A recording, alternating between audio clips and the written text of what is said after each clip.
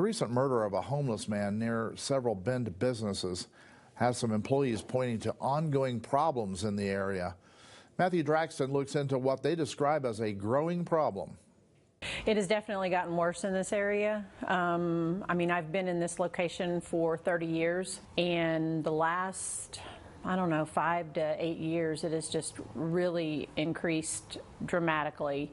The owner of Carpet One Floor and Home says transients bring trespassing and drug issues to the area. We've got a lot of people that set up behind the building. We had to clear out everything back there so that they couldn't, set up tents and covers, lots of needles, and we're having to, it's gotten so bad we have to call the police to have them come ask people to leave. A check of more than 10 businesses along North Highway 97 between Butler Market Road and Empire shed light on more problems.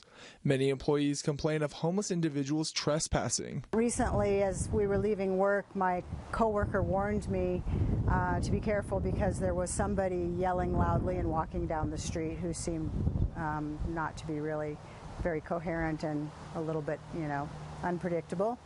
Joan works at Juniper Pediatrics. Her and a coworker reported what they heard the day before. A homeless man was found dead in a ditch behind Pacific Pride gas station. Coincidentally, we had heard a person shouting so loudly that I could hear them inside our building with all the windows and doors closed, which caught my attention, and another counselor happened to be outside and witnessed that altercation. Police believe David Carroll Hickman was killed late May 29th or early May 30th, hours before they came for a welfare check. Monday, Brian Lee Wynn was arraigned on murder charges in Deschutes County Court. He was a resident of the Lighthouse Navigation Center. It was shocking.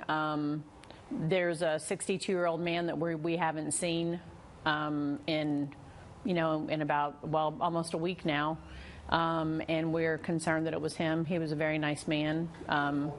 But I don't know. We don't know who it was. At multiple businesses, employees say the ditch where the victim was found has a lot of foot traffic by homeless residents. I know that they travel these corridors, and, so yeah, this is kind of an area where they might. But, they're looking for places to find resources and to sleep all over town. At the time of the incident, there was a confusion over whether this was private or ODOT property. ODOT confirmed with us the property is private, but noted camping in the right-of-way is something they monitor and clear. Camping in the right-of-ways next to the state highway is really not a safe place for anyone to be. Despite the troubles, businesses have tried to help some of the homeless in the area. We've hired them to help clean up around the building, just as giving them some cans and things like that. The ones we've interacted with, other than the drug users are the ones that cause the real problems.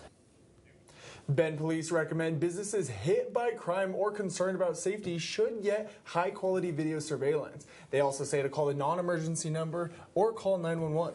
Mm-hmm. Did businesses say why they think there's been an increase in activity there?